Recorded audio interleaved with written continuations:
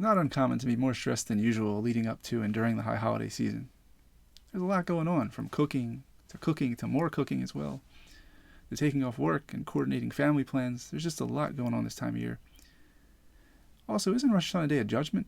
Is Judgement fun and stress-free? Definitely not a time to party like most of the world does on the secular New Year. But why then do we call the high holidays the days of awe? What's so awesome about being judged? The entire world is judged on Rosh Hashanah. Shouldn't these days be called days of fear and anxiety instead? But seriously though, how many of us walk out of these days feeling uplifted and inspired?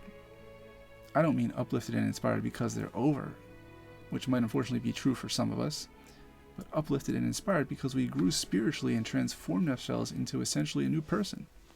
How often does that happen? But listen to this. Our judge on Rosh Hashanah is not your regular judge. He's the source of all existence, the creator of the entire universe. And get this, he's actually our Father.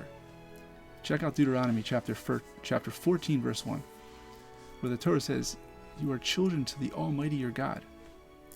That's pretty awesome.